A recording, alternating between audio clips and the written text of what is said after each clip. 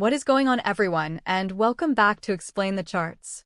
Today is October 11th, 2025, and we are doing an in-depth analysis of Ethereum, or ETHUSD.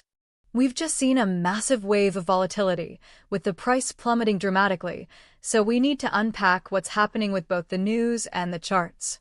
First, let's talk about the major events driving the market sentiment.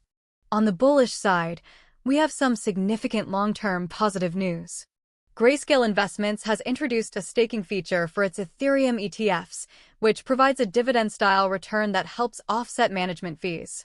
This is a huge development for making ETHs more attractive to institutional and income-focused investors.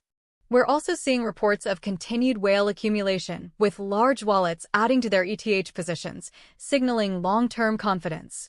Analysts from firms like Fundstrat are even calling for a bottom and predicting a run to $5,500. However, the short-term picture is much more bearish, and it's what's driving the current price action. ETH recently failed to break through the key $4,800 resistance level, leading to a wave of short-term profit-taking and significant capital outflows. One report noted a $225 million outflow on October 7th alone. Making matters worse, a massive $11 billion Bitcoin whale has reportedly opened a huge short position on both Bitcoin and Ether, betting on a near-term price decline. This, combined with data showing over 70% of leveraged traders were in long positions, created a perfect storm for the liquidation cascade we just witnessed. Now, let's look at how this all translates on the daily chart. As you can see, we had a powerful uptrend from the lows in August, culminating in that test of resistance near $4,800. After failing to hold those gains, we saw a few days of selling pressure and then this. This massive red candle for October 10th is a brutal sight for bulls. The price fell over 12%, plunging from an open of $4,370 all the way down to a low of $3,408 before closing at $3,843. The volume on this candle is immense, the highest we've seen in months, confirming this was a major market-moving event, likely the liquidation cascade we heard about in the news. This plunge sliced right through the previously identified support zone between $4,250 and $4,400, which will now likely act as a strong resistance area.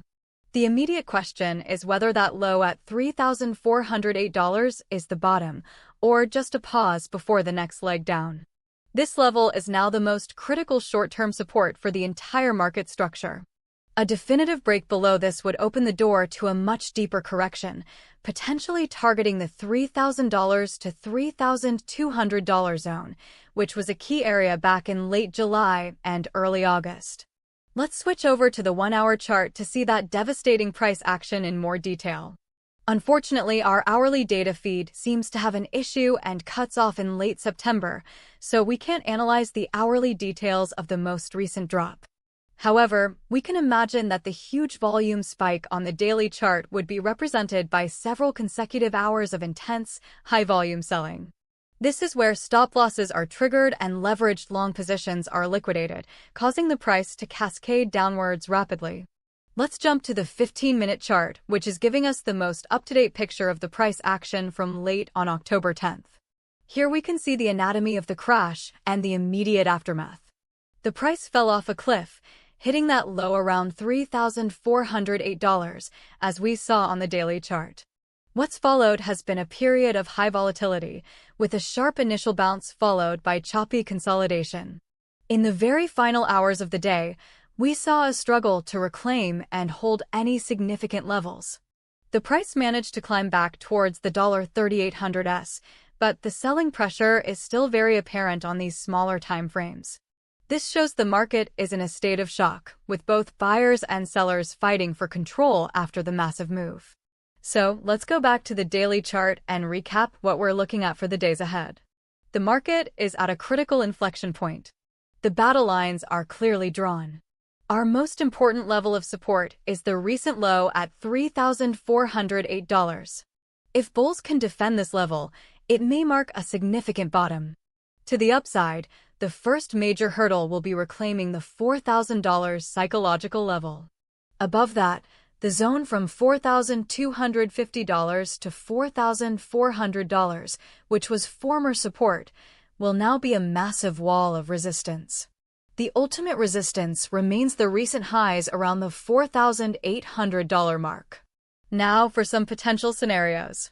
The bearish scenario, which I'd place at about a 45% probability, is that this initial bounce fails. We could see price get rejected from resistance around $4,000, roll over, and break the $3,408 low, potentially heading towards $3,000. This would be reinforced if we see weak buying volume and if Bitcoin also shows weakness. The bullish scenario, with a 40% probability, is that this massive sell-off was a final capitulation event that flushed out leverage. In this case, we would see price consolidate and then begin a strong, high-volume move back above $4,000 and eventually challenge the $4,250 resistance. The positive long-term news about ETFs could fuel this type of recovery. Finally, there's a 15% chance we simply chop sideways in a wide range, perhaps between $3,500 and $4,200, as the market finds a new equilibrium. Things to watch for are the volume on this bounce, Bitcoin's price action, and any news regarding institutional flows into the new Grayscale ETFs. A strong, sustained bounce is needed to repair the severe technical damage done on October 10th. Please remember, this is not financial advice and is for informational purposes only. Always do your own research before making any investment decisions.